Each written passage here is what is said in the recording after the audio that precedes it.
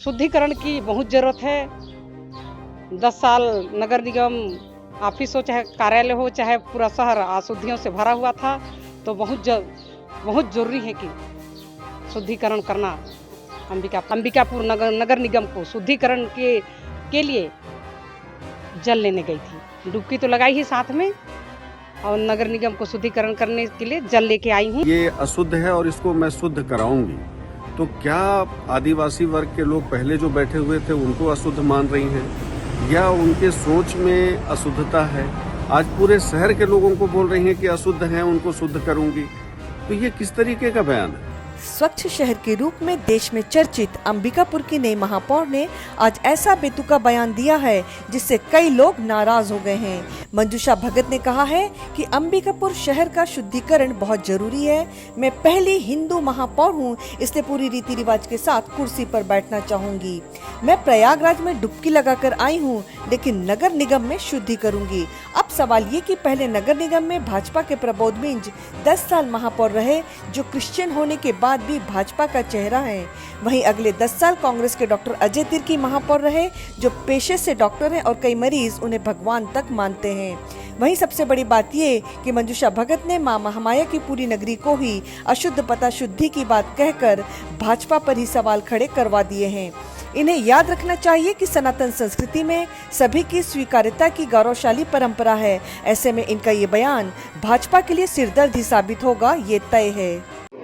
निगम में कब से बैठेंगे? रायपुर में जो महापौर है उसने कहा है कि पहले निगम में गंगा जल से शुद्धिकरण की जाएगी, तो यहाँ पे आप लोग की क्या रणनीति है, क्या व्यवस्था? मैं बहुत जल्दी अंबिकापुर नगर निगम में बैठने जा रही हूँ। सबसे पहले शपथ ग्रहण का समय भी मिल गया है, लेकिन शपथ ग्रहण से पहले मैं स्पेशल अंबिकापुर नगर निगम को शुद्धिकरण के लिए जल लेने गई थी। डुबकी तो लगाई ही साथ में, और नगर निगम को शुद्धिकरण करने के लिए जल लेके आई हूँ।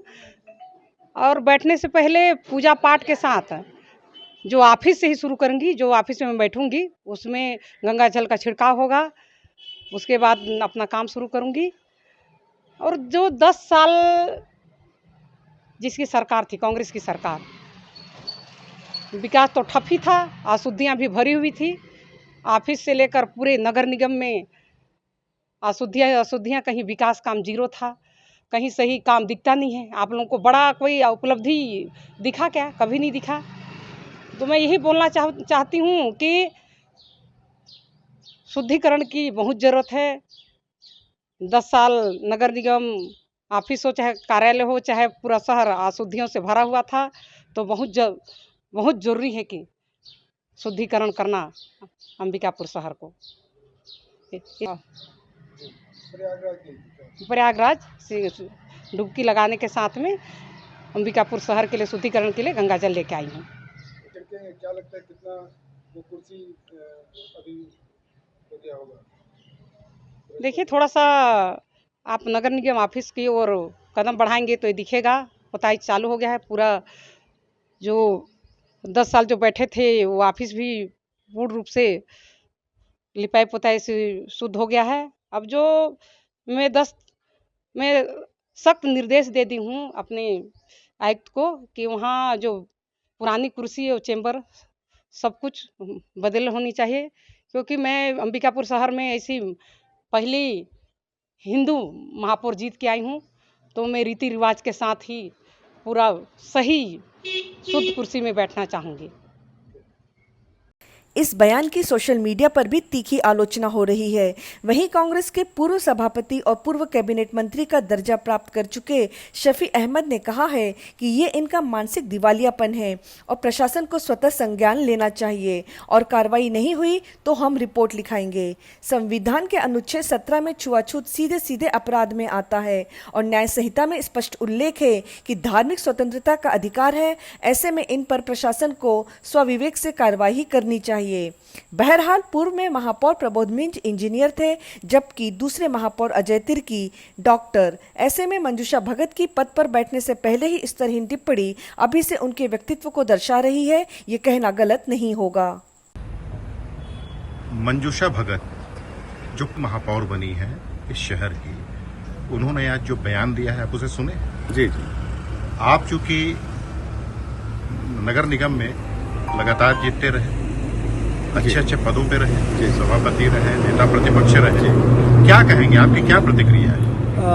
ये मंजूषा भगत जी जो नवनिर्वाचित महापौर है नगर निगम अंबिकापुर की, ये मानसिक दिवालियापन जैसा बयान है ये, कि जैसे ये गैर जिम्मेदाराना बयान भी इसको कह सकते हैं कि 20 साल तक वहाँ चूंकि आदिवासी वर्ग के लिए महापौर का जो सीट है नगर निगम अंबिकापुर की वो आरक्षित है, और 10 साल तक भारतीय जनता पार्टी के महापौर प्रबोध मिंज जी थे, और 10 साल तक डॉक्टर अजय तिर्की जी वहाँ कांग्रेस से महापौर के रूप में पदस्थ थे, और उसके बाद अभी मंजूषा भगत जी को भी आदिवासी वर्ग में चूंकि आरक्षित सीट है, इस आधार पे उनको भी अवसर मिला है। इंसानियत, यदि डॉक्टर अजय तिर्की की बात की जाए तो एक डॉक्टर रह चुके हैं, डॉक्टर को भगवान का दर्जा दिया जाता है।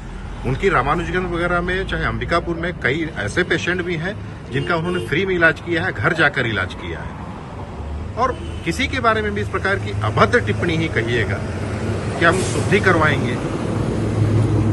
ये क्या है, मन अगर अशुद्ध है तो इस तरीके की बात मन में आती है। अगर मन शुद्ध है तो सब एक ही जो ईश्वर है उसी के बनाए हुए सारे इंसान हैं, और सारे एक बराबर हैं।